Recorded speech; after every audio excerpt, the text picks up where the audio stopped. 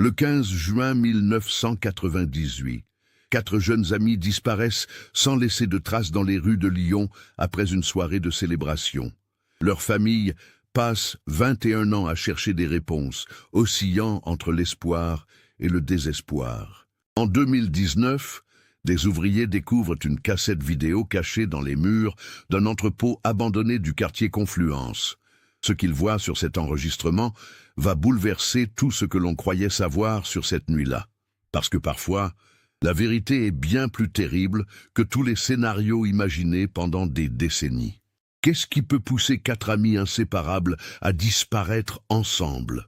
Et pourquoi l'un d'entre eux a-t-il filmé leur dernière nuit en cachant soigneusement cette preuve qui ne devait jamais être retrouvée? Avant de continuer avec cette histoire troublante, si vous appréciez les cas mystérieux réels comme celui-ci, abonnez-vous à la chaîne et activez les notifications pour ne manquer aucun nouveau cas. Maintenant, découvrons comment tout a commencé. Lyon, juin 1998. La ville vibre au rythme de la Coupe du Monde de football qui se déroule en France. Les terrasses sont bondées, l'ambiance est électrique. Et pour 4 jeunes amis, c'est également le moment de célébrer la fin de l'année universitaire. Mathieu Garnier a 23 ans. C'est un étudiant en cinéma à l'université Lumière Lyon 2. Passionné par le documentaire et obsédé par l'idée de capturer la vie réelle. Il ne se sépare jamais de sa caméra He8, un cadeau de ses parents pour ses 20 ans. Grand, les cheveux châtains toujours en désordre, Mathieu est le genre de personne qui observe plus qu'il ne parle. Son frère aîné, Marc Garnier, travaille comme ingénieur dans une entreprise locale et s'inquiète souvent de voir Mathieu si absorbé par ses projets de film. Camille Leclerc, 22 ans, étudie le journalisme dans la même université. Blonde, énergique, elle rêve de devenir grand reporter et de dénoncer les injustices. Elle vient d'une famille modeste du quartier de la Croix-Rousse. Son père est mécanicien et sa mère travaille comme aide-soignante dans un hôpital municipal. Camille est le genre de personne qui pose toujours trop de questions, qui veut toujours comprendre le pourquoi des choses. Antoine Valentin a 24 ans. Musicien talentueux, il joue de la guitare dans les bars de la Presqu'île pour payer ses études d'histoire de l'art. Ses parents, propriétaires d'un petit restaurant dans le vieux Lyon, espéraient qu'il reprendrait l'affaire familiale. Mais Antoine rêve d'une carrière musicale. Charismatique, toujours souriant, il est le ciment du groupe, celui qui organise les sorties et maintient l'amitié. Sophie Arnaud, 21 ans, est la plus discrète du groupe. Étudiante aux Beaux-Arts, elle vit dans un petit studio près de la gare de Perrache. Fille unique d'une mère célibataire qui travaille comme bibliothécaire, Sophie est introvertie mais d'une sensibilité artistique remarquable. Elle peint des portraits troublants qui semblent capter l'âme des gens. Les 4 se sont rencontrés 2 ans plus tôt lors d'un festival de cinéma étudiant. Leur amitié s'est construite autour de discussions nocturnes dans les cafés du quartier Saint-Jean, de projets artistiques communs et d'une complicité qui semblait indestructible. Ils forment ce qu'on appelle une famille choisie, surtout pour Sophie et Mathieu qui se sentent parfois incompris par leur famille biologique. En cette fin du mois de juin 1998, le groupe a décidé de célébrer la fin des examens avec une soirée spéciale. Mathieu vient de terminer son court-métrage de fin d'année, Camille a obtenu d'excellentes notes, Antoine a décroché une série de concerts pour l'été et Sophie prépare sa première exposition dans une petite galerie du quartier des Terreaux. Le quartier de Confluence, à cette époque, n'est pas encore le quartier moderne que l'on connaît aujourd'hui. C'est une zone industrielle en déclin, avec des entrepôts abandonnés, des terrains vagues et quelques bars alternatifs fréquentés par les étudiants et les artistes en quête d'authenticité.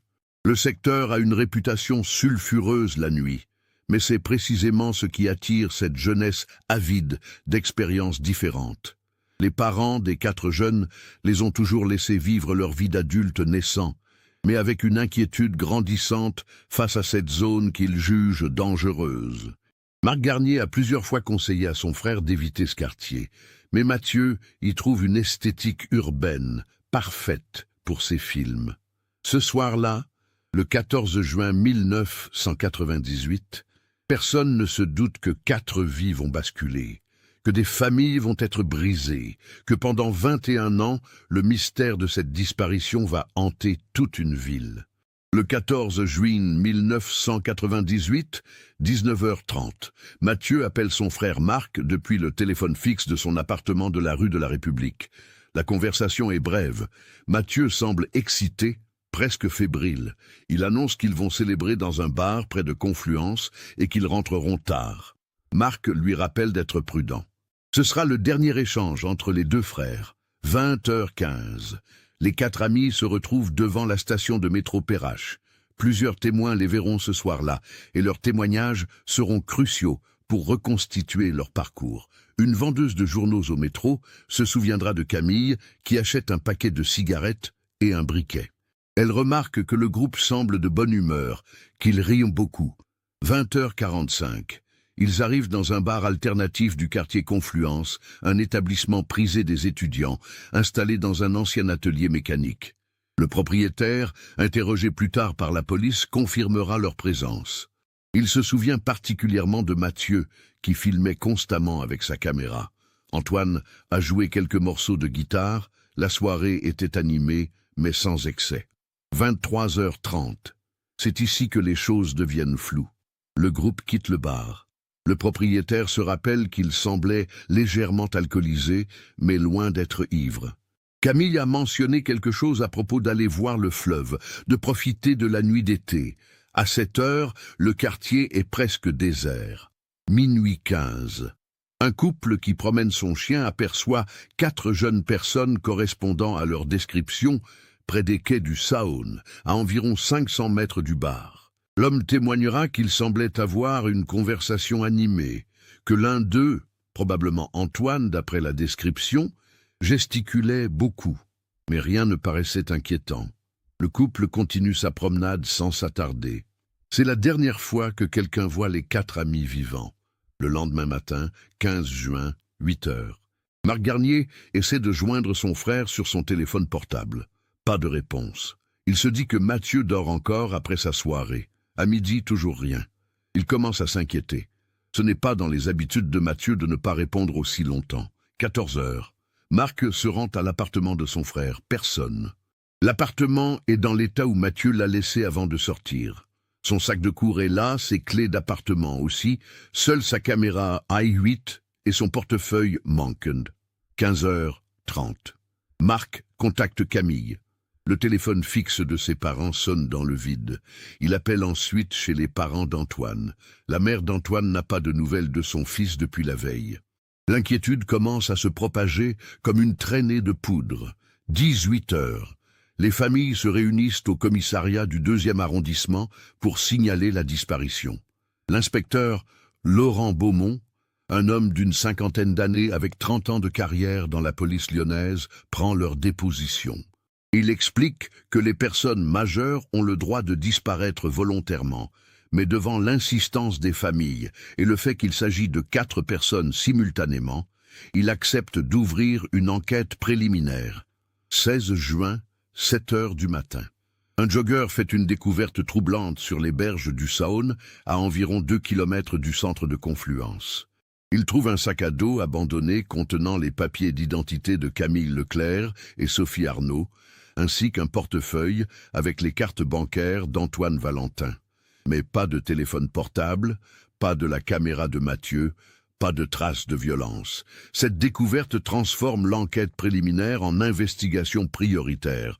L'inspecteur Beaumont mobilise une équipe complète. Les plongeurs de la police fouillent le fleuve pendant 3 jours.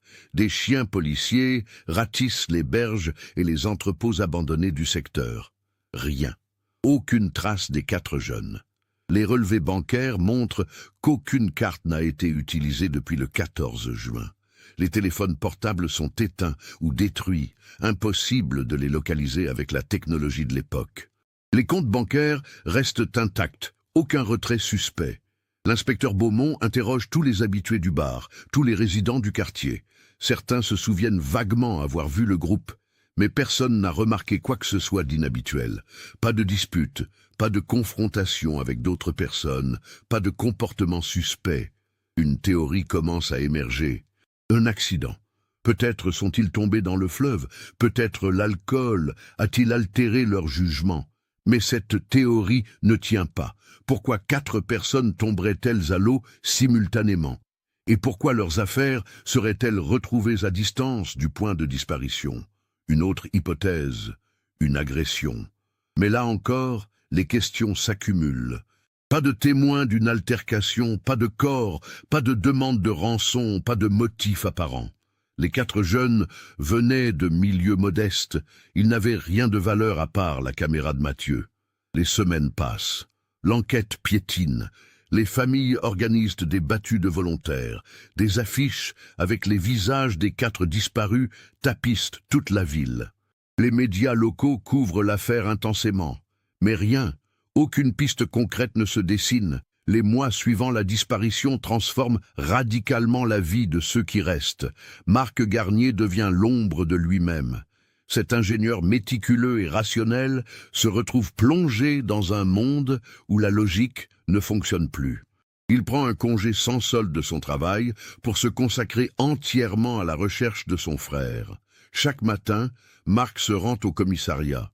Il harcèle poliment mais obstinément l'inspecteur Beaumont.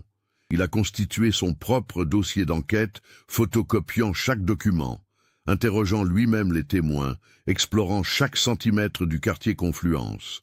Sa femme, Élise, tente de le ramener à la raison, mais Marc ne peut pas abandonner. Il refuse de considérer que son frère puisse être mort. Les parents de Camille Leclerc réagissent différemment. Son père, mécanicien de profession, se jette dans le travail pour ne pas penser. Il accepte tous les horaires supplémentaires, rentre tard le soir, épuisé au point de ne plus pouvoir réfléchir. Sa mère, en revanche, sombre dans une dépression profonde. Elle garde la chambre de Camille exactement comme elle était, attend chaque jour un appel téléphonique qui ne vient jamais. Elle consulte des médiums, des voyants, s'accroche à n'importe quel espoir aussi irrationnel soit-il. La famille Valentin essaie de maintenir une façade de normalité. Le restaurant familial dans le vieux Lyon continue de fonctionner, mais l'atmosphère a changé. Les parents d'Antoine servent mécaniquement les clients, sourient quand il le faut, mais leurs yeux restent vides. Ils ont placé une photo d'Antoine à l'entrée du restaurant avec l'inscription « Si vous avez des informations ». Des touristes lisent le message et baissent les yeux, gênés. La mère de Sophie, bibliothécaire, développe une obsession pour la documentation. Elle compile toutes les coupures de presse, tous les rapports de police auxquels elle peut accéder. Elle crée une chronologie minutieuse, cherche des patterns, des connexions que les enquêteurs auraient pu manquer. Son appartement devient une sorte de quartier général improvisé où elle passe ses nuits à analyser chaque détail. L'inspecteur Beaumont ne lâche pas non plus, même si officiellement l'enquête passe en seconde priorité après 6 mois sans nouvelles pistes. Il y a quelque chose dans cette affaire qui le hante. 4 personnes ne disparaissent pas comme ça, sans raison, sans trace. Dans sa longue carrière, il a vu des crimes passionnels, des règlements de comptes, des accidents tragiques. Mais ceci est différent, trop propre, trop complet. 1999. L'affaire fait moins la une des journaux. De nouveaux drames, de nouvelles actualités prennent le devant de la scène. Mais pour les familles, chaque jour est identique au précédent. Une attente sans fin. 2000. Marc Garnier finit par reprendre le travail, mais il n'est plus le même. Il a maigri, ses cheveux grisonnent prématurément. Il continue ses recherches le week-end, mais avec moins d'intensité. L'espoir s'érode lentement, sous le poids du temps. 2002. Une nouvelle piste émerge brièvement. Un homme affirme avoir vu quelqu'un ressemblant à Antoine dans une ville du sud de la France. Les familles se déplacent, pleines d'espoir. C'est une fausse alerte. L'homme en question n'a aucun lien avec Antoine Valentin. Le retour à Lyon est dévastateur. 2005. 7 ans ont passé. Légalement, les 4 jeunes peuvent être déclarés absents. Certaines familles entament les démarches, d'autres refusent catégoriquement. Déclarer quelqu'un absent, c'est presque comme accepter sa mort. Marc refuse obstinément. Le quartier Confluence commence sa transformation. La ville de Lyon lance un grand projet de rénovation urbaine. les vieux entrepôts sont progressivement démolis ou reconvertis. Chaque fois qu'un bâtiment est détruit, Marc est présent, observant si des restes humains apparaissent. Rien, jamais rien. 2010, 12 ans. Les parents de Camille ont divorcé. Le poids du drame a eu raison de leur couple. Son père a déménagé dans une autre région. Sa mère vit seule, enfermée dans son chagrin. La mère de Sophie a développé des problèmes cardiaques liés au stress chronique. Elle a dû réduire son temps de travail. Ses collègues à la bibliothèque marchent sur des œufs en sa présence, évitant soigneusement de mentionner quoi que ce soit qui pourrait la ramener à sa fille disparue. Les parents d'Antoine ont vieilli de 20 ans. Leur restaurant périclite. Les clients réguliers viennent moins. L'endroit est devenu trop empreint de tristesse. Marc Garnier, lui, n'a jamais eu d'enfant. Élise voulait fonder une famille, mais Marc ne pouvait pas. Comment créer une nouvelle vie quand on n'arrive pas à faire le deuil de celle qui a disparu? Leur mariage tient par habitude plus que par amour. L'inspecteur Beaumont a pris sa retraite en 2008, mais l'affaire reste dans un coin de sa tête. Parfois, il ressort le dossier, relit les témoignages, regarde les photos des 4 jeunes souriant à l'appareil. Il y a forcément quelque chose qu'il a manqué. Mais quoi? 2015, 17 ans, le quartier Confluence est méconnaissable. Des immeubles modernes, des musées, des espaces verts ont remplacé les friches industrielles.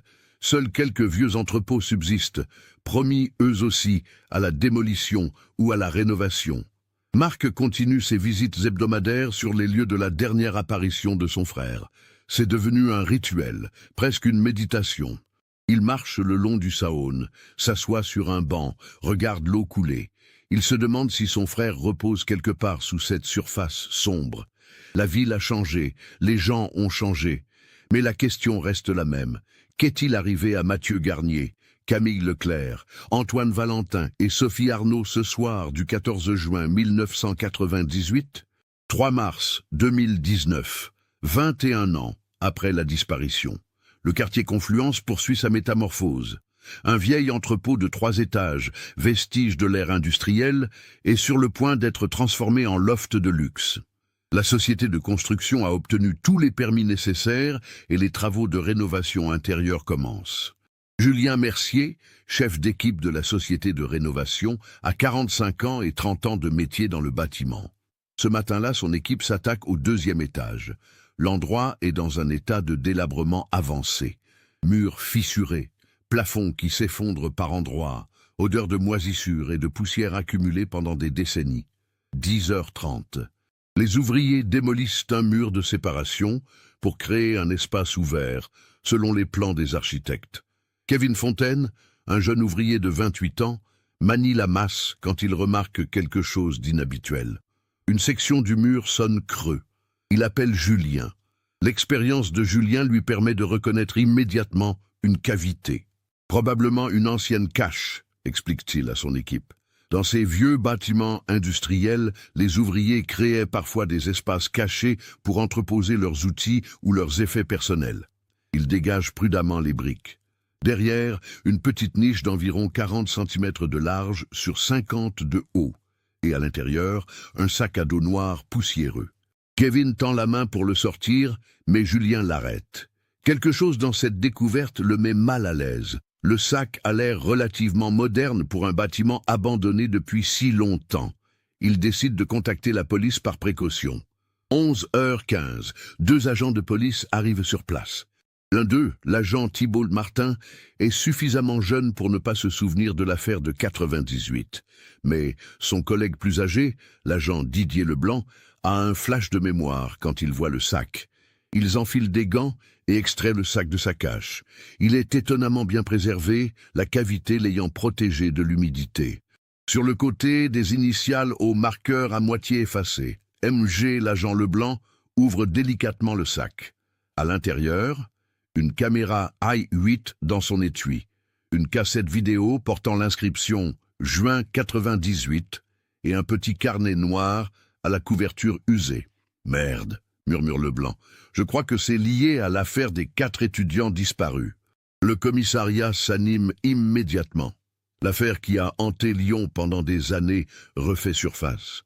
Le nouveau responsable de l'unité des personnes disparues, le capitaine Stéphanie Mercier, n'était qu'une jeune recrue en 98. Mais elle connaît le dossier. Tout policier lyonnais connaît cette affaire non résolue. Elle contacte immédiatement l'inspecteur Beaumont, à la retraite. Au téléphone, la voix du vieil homme tremble légèrement. « J'arrive », dit-il simplement. 13 heures. Dans une salle d'analyse du commissariat, une équipe se réunit autour de la table où sont disposés les objets retrouvés. L'inspecteur Beaumont, maintenant âgé de 70 ans, examine la caméra avec une émotion visible. C'est bien celle de Mathieu Garnier. Il a vu cette caméra sur toutes les photos du dossier. Le carnet contient des notes manuscrites. L'écriture est identifiée comme celle de Mathieu, grâce à des comparaisons avec des documents du dossier original. Ce sont principalement des idées de scénario, des notes sur des angles de caméra, des réflexions sur le cinéma vérité. Mais sur les dernières pages, datées de début juin 98, le ton change. Je sais ce qu'ils ne savent pas. Je filme tout. Un jour, la vérité sortira. Antoine ne comprend pas ce qu'il risque. Camille pose trop de questions. Sophie observe en silence, mais elle sait. Nous sommes au bord de quelque chose de terrible. Ces phrases cryptiques glacent le sang des enquêteurs. Mathieu savait-il que quelque chose allait se passer? Filmait-il en secret ses amis? 14h30. La véritable question devient: que contient la cassette vidéo? La police dispose encore d'un magnétoscope fonctionnel pour ce type de support, utilisé pour les anciennes preuves. La cassette est en bon état, protégée dans son étui en plastique rigide. Le capitaine Mercier prend la décision de visionner la cassette immédiatement, en présence de l'inspecteur Beaumont et de 2 autres enquêteurs. Elle hésite à contacter les familles. Il faut d'abord savoir ce que contient cet enregistrement. Dans une salle plongée dans la pénombre, le magnétoscope est mis en route. L'écran grésille, puis des images apparaissent. La qualité est celle d'une caméra amateur de l'époque, mais les images sont nettes.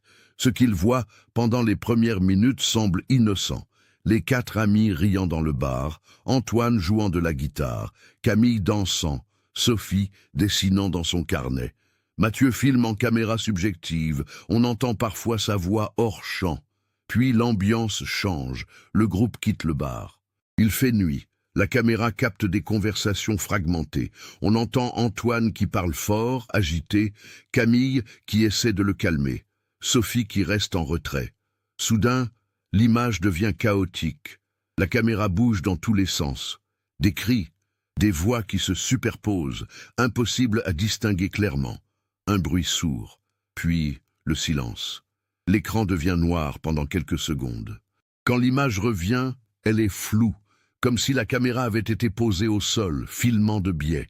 On distingue des silhouettes, des mouvements. Puis une voix, claire cette fois, celle de Mathieu. « Qu'est-ce qu'on fait maintenant ?» La cassette s'arrête brutalement. Dans la salle, le silence est total. L'inspecteur Beaumont, les mains tremblantes, murmure « Il faut analyser chaque image, chaque son. Il faut tout comprendre. » Le capitaine Mercier sait que cette découverte va rouvrir une blessure profonde pour les familles, mais elle sait aussi qu'après 21 ans, ils méritent enfin des réponses. 4 mars 2019, le lendemain de la découverte de la cassette, le capitaine Mercier constitue une équipe d'enquête complète. L'affaire, dormante depuis 2 décennies, devient priorité absolue. La presse n'a pas encore eu vent de la découverte et Mercier veut garder cette avance tant que possible. Les techniciens de la police scientifique passent la nuit à analyser la cassette image par image. Ils utilisent des logiciels modernes pour améliorer la qualité, extraire les sons, clarifier les ombres. Ce qui semblait chaotique révèle progressivement une scène structurée. 9 heures. Réunion d'équipe. Les techniciens présentent leurs résultats. La conversation enregistrée a pu être partiellement reconstituée grâce à des filtres audio. Antoine, voix forte et alcoolisée. « Tu ne comprends pas. Je dois le faire. C'est maintenant ou jamais. » Camille, voix tendue. « Tu es fou. Tu vas tout gâcher. Pense à nous tous. » Sophie, plus doucement. « S'il te plaît, arrête. On peut trouver une autre solution. » Mathieu, hors champ. « Continuez. Je filme tout ça. » Un jour, vous me remercierez d'avoir documenté. Puis, le chaos. Le bruit sourd, identifié par les experts comme potentiellement une chute ou un impact. Les cris confus. Et cette phrase finale de Mathieu. Qu'est-ce qu'on fait maintenant? L'inspecteur Beaumont, invité à participer à l'enquête comme consultant, étudie chaque détail. Antoine parlait de faire quelque chose. De quoi? La cassette a été cachée intentionnellement dans ce bâtiment. Par qui? Mathieu, un des autres? Le capitaine Mercier prend la décision difficile de contacter les familles. Elle commence par Marc Garnier, celui qui n'a jamais abandonné. 10h30. Marc Garnier arrive au commissariat. Il a maintenant 51 ans, les cheveux complètement gris, le visage marqué par 2 décennies d'attente. Quand Mercier lui annonce la découverte, il s'effondre littéralement sur sa chaise. Des larmes qu'il n'a pas versées depuis des années coulent sur ses joues. « Je savais qu'il y avait quelque chose », dit-il d'une voix brisée. « Je l'ai toujours su. Mathieu n'aurait jamais disparu sans raison. » Mercier lui montre la caméra, le carnet. Marc touche ces objets avec une révérence presque religieuse. C'était toute sa vie, cette caméra. Il l'emmenait partout. Quand Marc lit les dernières notes du carnet, son visage change. Il savait. Mon frère savait que quelque chose allait arriver. Mais quoi? Les autres familles sont contactées dans la journée. Les réactions varient. La mère de Camille oscille entre espoir et terreur. Espoir d'enfin savoir, terreur de ce qu'elle va apprendre. Les parents d'Antoine sont plus réticents, comme s'ils préféraient ne pas rouvrir cette blessure.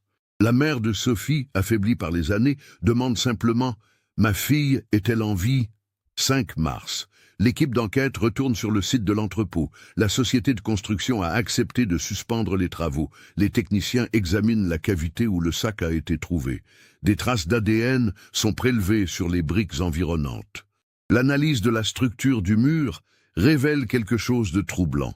La cavité n'était pas une cache originelle du bâtiment. Elle a été créée spécifiquement pour cacher ce sac. Quelqu'un a retiré des briques, placé le sac, puis reconstruit soigneusement le mur pour que rien ne paraisse de l'extérieur.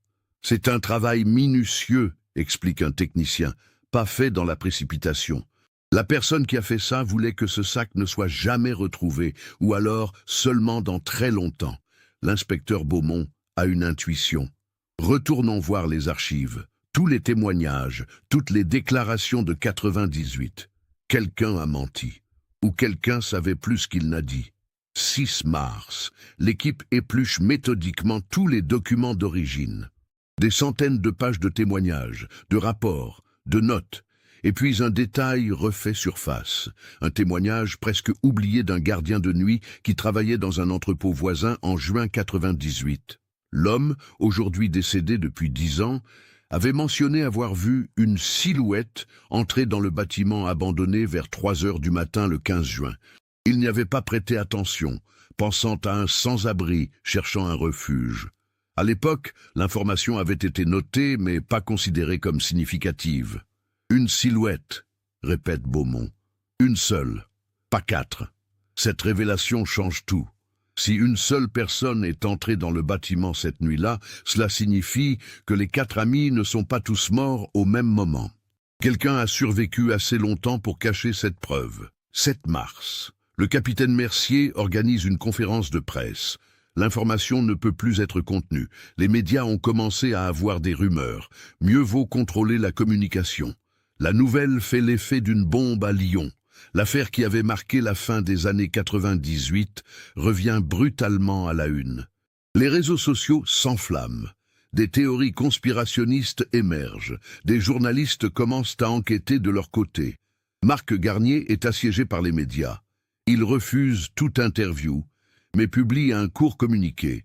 Après 21 ans, nous sommes peut-être enfin proches de la vérité. Je demande à quiconque a des informations, même minimes, de se manifester. 9 mars. Un coup de téléphone change la donne.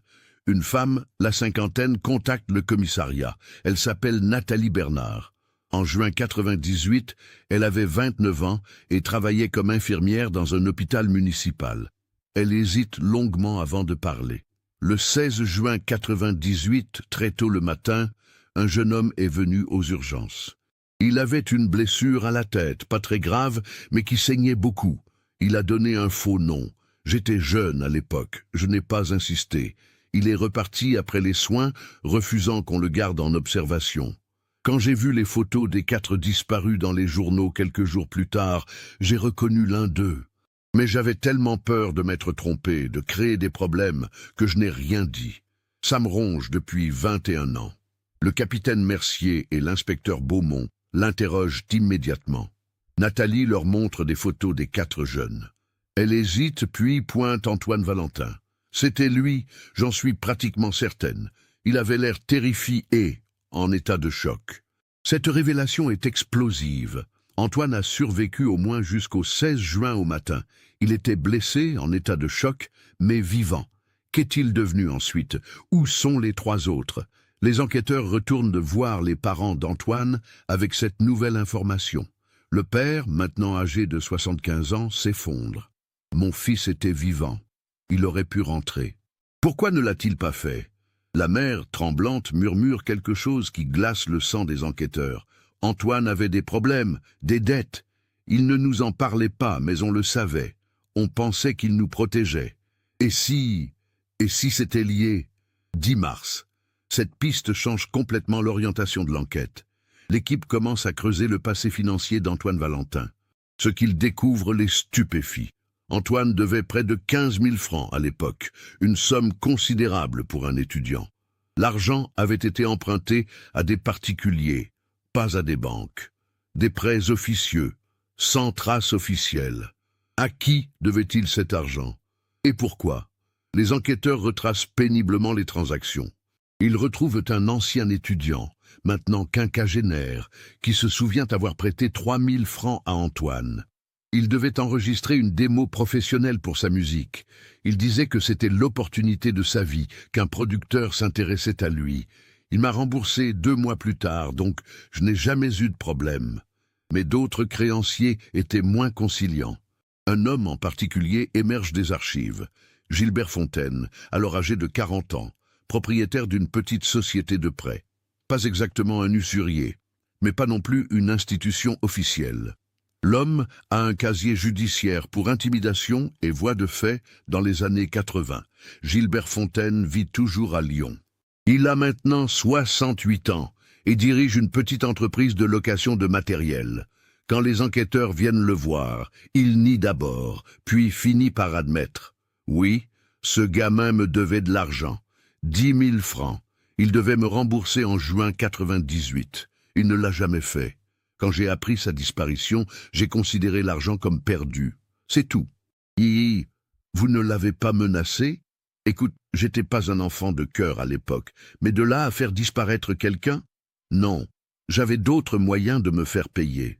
Les enquêteurs vérifient son alibi pour la nuit du 14 au 15 juin. Il était à une réunion familiale, plusieurs témoins le confirment. Gilbert Fontaine n'est pas directement impliqué, mais sa pression sur Antoine a pu jouer un rôle. 11 mars. Le puzzle commence à s'assembler, mais des pièces manquent encore. Antoine devait de l'argent. Il était sous pression. Mais quel rapport avec la disparition des 4 amis? Et qu'est-ce qui s'est passé cette nuit-là pour qu'Antoine finisse blessé aux urgences? L'inspecteur Beaumont passe ses nuits à visionner et revisionner la cassette. Il y a quelque chose dans ces images chaotiques, quelque chose qu'il ne saisit pas encore. Les techniciens ont amélioré au maximum la qualité, mais certaines séquences restent floues. Puis, lors d'un visionnage tard dans la nuit, Beaumont remarque quelque chose. Juste avant que les images deviennent chaotiques, on aperçoit brièvement, en arrière-plan, une 5e silhouette. Quelqu'un d'autre était là. La silhouette est trop floue pour être identifiée, mais elle est indéniable. Il n'était pas seul, dit Beaumont au capitaine Mercier le lendemain matin. Il y avait quelqu'un d'autre avec eux cette nuit-là. Cette découverte relance tout. Qui était cette 5e personne? Un agresseur, un témoin, un ami dont on ignore l'existence? Les enquêteurs reprennent tous les témoignages. Personne n'a mentionné une 5e personne. Le propriétaire du bar se souvient seulement des 4 amis. Les témoins sur les quais n'ont vu que 4 silhouettes. À moins que... Le capitaine Mercier a une idée. Elle demande aux techniciens d'analyser les métadonnées de la cassette, les informations temporelles enregistrées par la caméra. Les résultats sont troublants. La cassette a été enregistrée en 2 temps différents. La majorité des images datent bien du 14 juin au soir. Mais les dernières minutes, celles qui sont floues et chaotiques, ont été enregistrées plusieurs heures plus tard, vers 4 heures du matin le 15 juin. Quelqu'un a repris la caméra après les événements de la soirée, conclut Beaumont. Quelqu'un a filmé autre chose, puis a caché la cassette. Mais qui? Et surtout, qu'ont-ils filmé? 12 mars 2019, 25 jours après la découverte de la cassette. L'enquête a atteint un point critique. Les informations s'accumulent, mais le tableau reste incomplet. Le capitaine Mercier décide d'une stratégie risquée, réunir toutes les personnes liées à l'affaire dans une confrontation commune. Sont convoqués Marc Garnier, les parents de Camille, les parents d'Antoine, la mère de Sophie, l'infirmière Nathalie Bernard, Gilbert Fontaine et plusieurs témoins de l'époque. 14 heures. Dans une grande salle du commissariat, les participants sont assis en cercle. L'atmosphère est électrique. Marc Garnier fixe Gilberte Fontaine avec une hostilité à peine contenue. Les parents d'Antoine semblent accablés. La mère de Sophie, affaiblie, s'accroche à sa chaise. Le capitaine Mercier prend la parole. Nous avons tous été affectés par cette tragédie. Pendant 21 ans, nous avons cherché des réponses. Aujourd'hui, nous les avons peut-être. Mais pour compléter le tableau, j'ai besoin que chacun d'entre vous réfléchisse à ce qu'il sait, même si cela semble insignifiant. Elle diffuse la cassette, version améliorée. Les participants la regardent en silence, certains en pleurant. Quand l'image de la 5e silhouette apparaît, Mercier met en pause. Quelqu'un reconnaît-il cette personne? Long silence. Puis la mère de Sophie lève lentement la main, sa voix à peine audible. Je crois que c'est ma fille. Stupéfaction générale. La mère de Sophie explique, les larmes coulant. Sophie avait une démarche particulière. Elle marchait légèrement de travers à cause d'une ancienne blessure au genou. Cette silhouette, c'est elle. J'en suis sûr. Cette révélation bouleverse toute la reconstruction. Si Sophie est la 5e silhouette filmée plus tard, cela signifie qu'elle a survécu aux événements initiaux. Mais alors, qu'est-il arrivé aux 3 autres? Marc Garnier intervient, sa voix tremblante mais déterminée. Mon frère filmait tout, c'était maladif. S'il a caché cette cassette, c'est parce qu'elle contenait quelque chose qu'il voulait protéger ou dénoncer. Mathieu était comme ça. Il documentait tout en pensant que la vérité finirait par sortir. L'inspecteur Beaumont prend le relais. Nous savons qu'Antoine devait de l'argent. Nous savons qu'il était sous pression. Nous savons qu'il est allé aux urgences le 16 au matin. Et nous savons que Sophie était encore là plusieurs heures après les autres. Il y a une séquence logique, mais nous n'avons pas tous les éléments. À ce moment, la porte s'ouvre. Un agent entre précipitamment et murmure quelque chose à l'oreille du capitaine Mercier. Son visage se décompose. « Mesdames et messieurs, nous venons de recevoir des résultats d'analyse ADN. L'ADN trouvé dans la cavité du mur correspond à Sophie Arnaud. » La mère de Sophie pousse un cri déchirant. Marc Garnier se lève brusquement. Les parents d'Antoine et de Camille se regardent, perdus. Mercier continue, la voix ferme malgré l'émotion. Ce que cela signifie, c'est que Sophie est celle qui a caché le sac. Elle était vivante assez longtemps pour le faire. Mais où est-elle maintenant? Et où sont les autres? C'est Gilbert Fontaine, le créancier, qui parle soudain, mal à l'aise. Il y a quelque chose que je n'ai pas dit. Antoine m'a appelé le 14 juin en fin d'après-midi. Il était paniqué. Il disait qu'il avait trouvé un moyen de me rembourser, qu'il allait avoir l'argent le soir même. J'ai pensé qu'il avait emprunté ailleurs ou volé quelque part. Je lui ai dit que s'il ne payait pas avant le 17, il aurait de sérieux problèmes. Mais je ne l'ai jamais revu. Un moyen d'avoir l'argent le soir même, répète Beaumont. Quel moyen? La réponse vient d'une source inattendue. Nathalie Bernard, l'infirmière, se souvient soudain d'un détail. Quand Antoine est venu aux urgences, il avait un sac avec lui, un sac de sport noir. Il le serrait très fort, refusait de le poser. J'ai trouvé ça étrange sur le moment. Quand je suis allé chercher du matériel de suture, il était parti en laissant une trace de sang. Mais le sac avait disparu avec lui. Les pièces commencent à s'assembler dans l'esprit de Beaumont.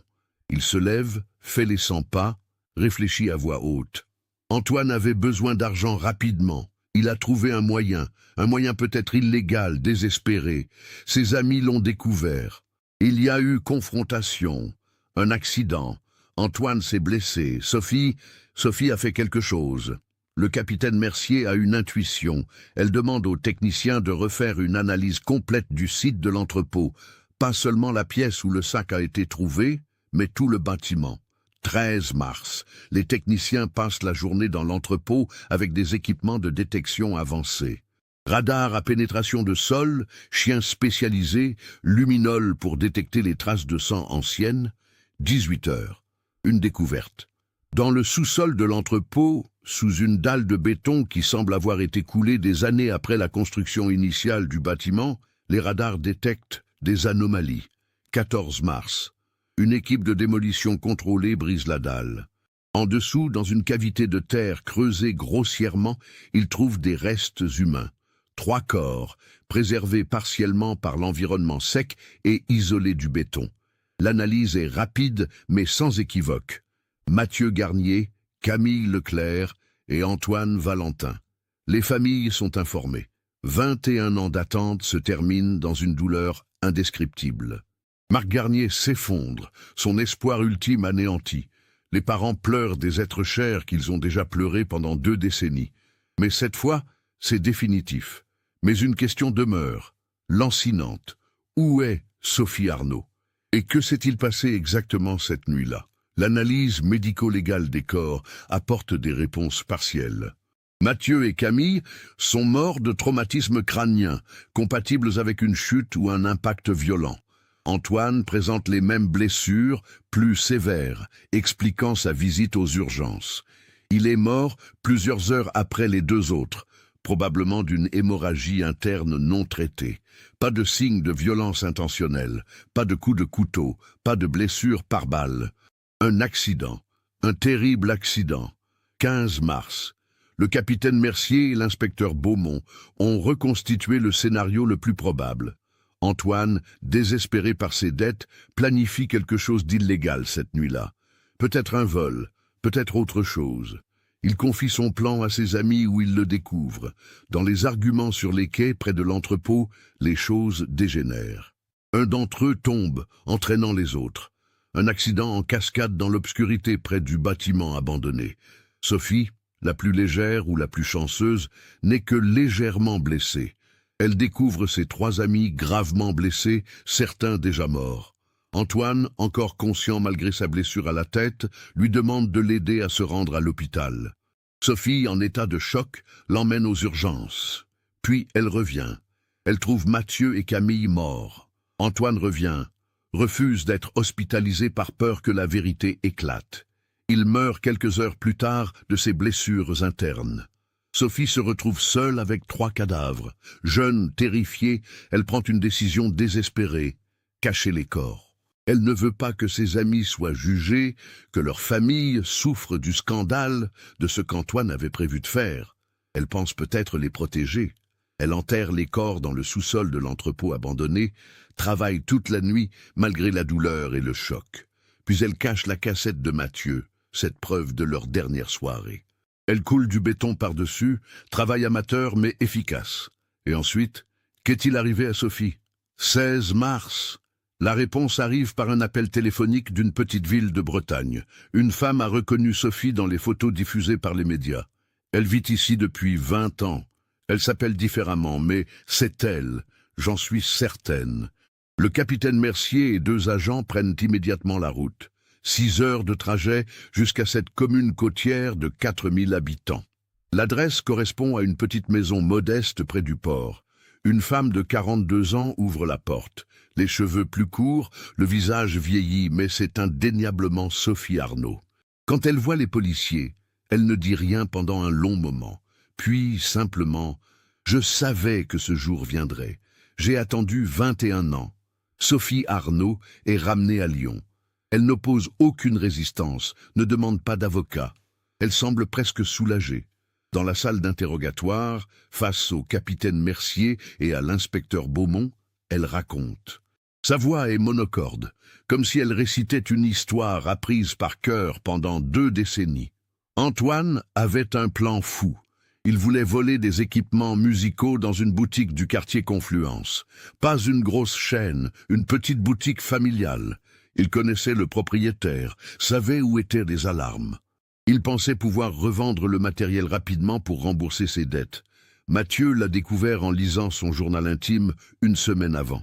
Mathieu filmait déjà tout à ce moment-là, obsédé par l'idée de documenter une vraie histoire, pas une fiction. Elle s'arrête, les yeux dans le vague, revoyant cette nuit. Le 14 juin, nous sommes sortis comme prévu. Dans le bar, tout allait bien, mais Antoine buvait trop, devenait nerveux. À minuit, il a dit qu'il devait y aller, qu'il ne pouvait plus attendre. Camille et moi avons essayé de le raisonner. Mathieu filmait tout, disant que c'était du cinéma vérité, que nous le remercierions plus tard. Nous l'avons suivi jusqu'aux entrepôts. Antoine voulait passer par le bâtiment abandonné pour accéder à la boutique par derrière. Il y avait une ancienne coursive métallique reliant les bâtiments, vestige de l'époque industrielle. Camille l'a attrapé par le bras pour le stopper. Ils se sont disputés violemment. Antoine a repoussé Camille. Sa voix se brise. La coursive était rouillée. Quand Camille est tombée contre la rambarde, elle a cédé. Camille est tombée 3 mètres plus bas, sur du béton. Mathieu s'est précipité, a glissé, est tombé aussi. Antoine, dans la panique, a essayé de descendre trop vite par l'escalier métallique. Il est tombé lui aussi. J'étais la seule encore en haut. J'ai descendu prudemment. Camille et Mathieu étaient... Ils ne bougeaient plus. Il y avait du sang. Antoine était conscient mais blessé à la tête. Il pleurait, répétait « Pardon, pardon ». Il m'a supplié de l'emmener à l'hôpital. Je l'ai aidé à marcher jusqu'à une rue où j'ai pu trouver un taxi. Je lui ai dit d'aller seul, que j'allais appeler les secours pour les autres. Mais quand je suis revenu, les larmes coulent maintenant librement sur ses joues. Ils étaient morts. Mathieu et Camille étaient morts. J'ai paniqué. J'avais 21 ans. Je ne savais pas quoi faire. J'ai pensé aux familles, au scandale, au fait qu'Antoine serait accusé de meurtre alors que c'était un accident. J'ai pensé que la police ne me croirait jamais. Antoine est revenu vers 4 heures du matin. Il avait refusé l'hospitalisation, terrorisé à l'idée d'être arrêté. Il est mort dans mes bras 1 heure plus tard. Je me suis retrouvé seul avec 3 corps. J'ai pris la décision la plus folle de ma vie. J'ai trouvé des outils dans l'entrepôt. J'ai creusé toute la nuit suivante. J'ai enterré mes 3 meilleurs amis. J'ai volé des sacs de ciment dans un chantier voisin. J'ai coulé une dalle par-dessus. Je ne sais même pas comment j'ai eu la force physique de le faire. J'ai caché leurs affaires personnelles sur les berges pour faire croire à une disparition près du fleuve. J'ai gardé la caméra de Mathieu. Je ne pouvais pas la détruire. C'était tout ce qui restait de lui, de nous. Je l'ai caché dans le mur avec la cassette de cette nuit. Je me disais qu'un jour, quand je serais vieille, quand leurs parents seraient morts, je révélerais la vérité. Puis je suis parti. J'ai quitté Lyon le 18 juin. Je suis allé en Bretagne, une région où personne ne me connaissait. J'ai changé légèrement mon identité, juste assez pour ne pas être reconnu immédiatement. J'ai travaillé dans des petits emplois, restaurants, ménages, livraisons. J'ai vécu comme un fantôme pendant 21 ans. Chaque jour, je pensais à mes amis. Chaque jour, je me demandais si j'avais bien fait. Chaque jour, je portais ce secret qui me tuait à petit feu. Quand j'ai vu les nouvelles la semaine dernière sur la découverte du sac, j'ai su que c'était fini. J'ai presque été soulagé.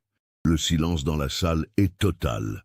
Le capitaine Mercier et l'inspecteur Beaumont échangent un regard. Cette affaire qu'ils pensaient être un crime est en réalité une tragédie. Un accident qui a détruit non pas 4 vies, mais 5.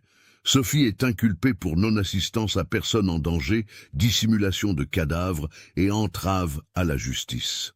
Son avocat, commis d'office, plaide les circonstances exceptionnelles, l'état de choc post-traumatique, la jeunesse au moment des faits.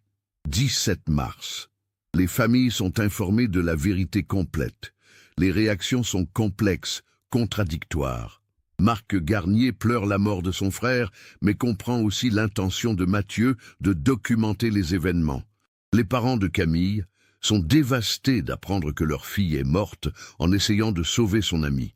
Les parents d'Antoine portent le poids de la culpabilité, même si rationnellement ils savent que ce n'était pas vraiment la faute de leur fils.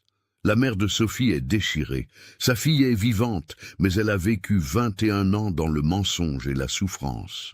Elle visite Sophie en prison, la serre dans ses bras, pleure avec elle. 18 mars, les corps de Mathieu, Camille et Antoine sont remis aux familles pour de véritables funérailles. 21 ans après leur mort, ils peuvent enfin être enterrés dignement.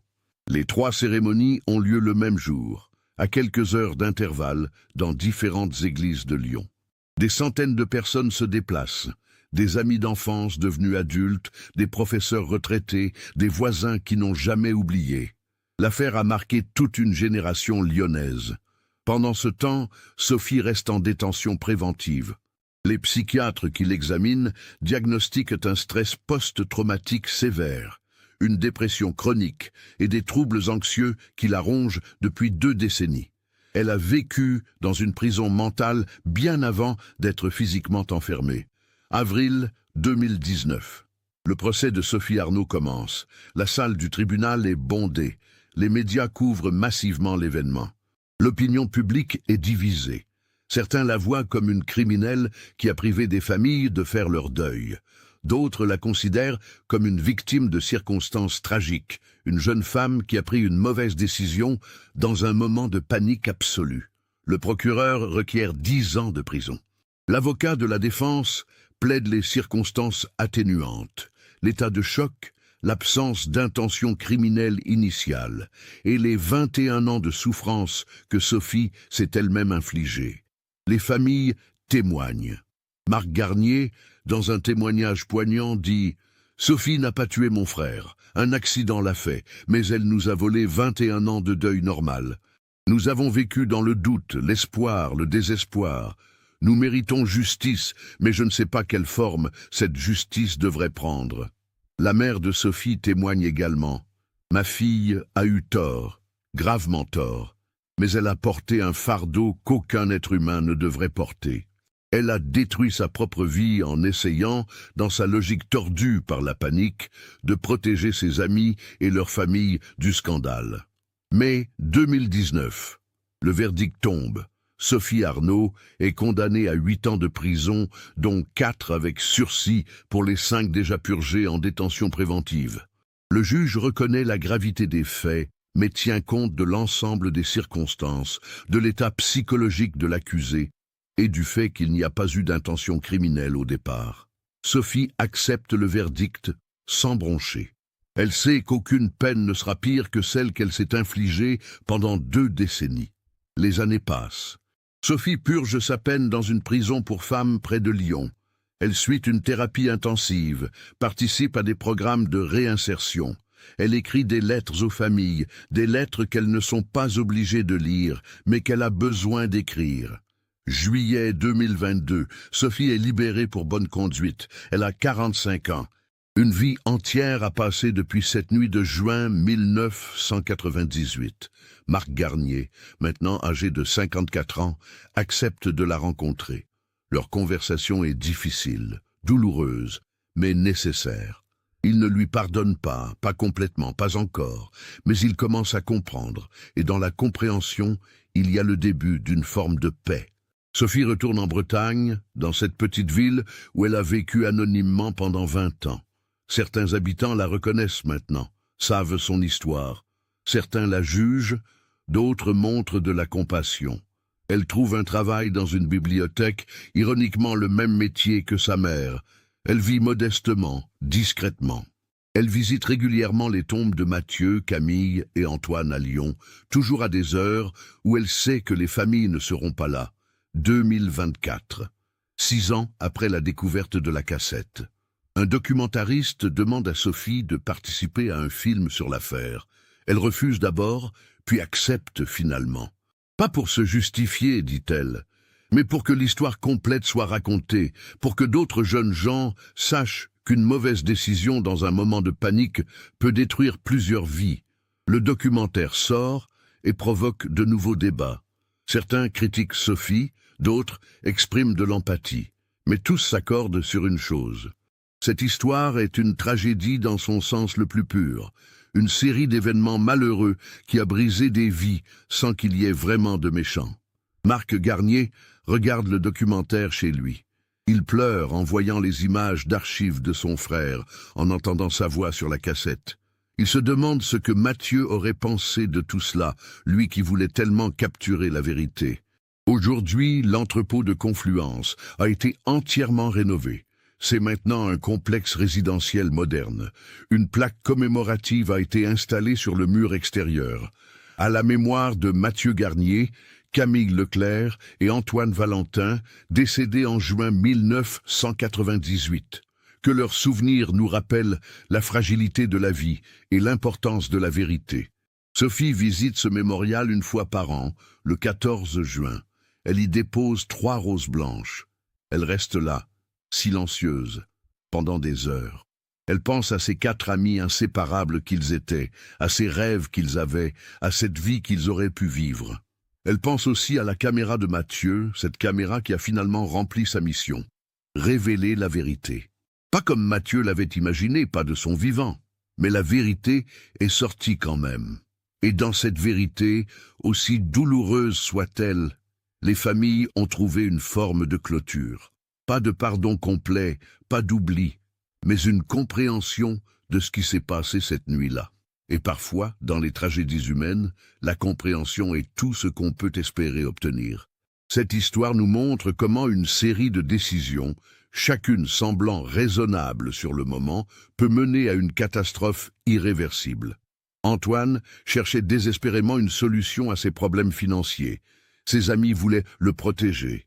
Sophie, dans un moment de panique absolue, a pris une décision qui l'a hantée pendant 21 ans. Il n'y avait pas de méchants dans cette histoire, juste des êtres humains imparfaits face à une situation impossible. Qu'en pensez-vous? Comprenez-vous la décision de Sophie, même si vous ne l'approuvez pas? Que feriez-vous face à une situation similaire? Les familles ont-elles obtenu la justice qu'elles méritaient? Partagez vos réflexions dans les commentaires. Si cette investigation profonde vous a touché, n'oubliez pas de vous abonner à la chaîne et d'activer les notifications. Laissez un like si cette histoire vous a marqué et partagez-la avec quelqu'un qui s'intéresse aux cas complexes de nature humaine. Parfois, la réalité est plus troublante que n'importe quelle fiction.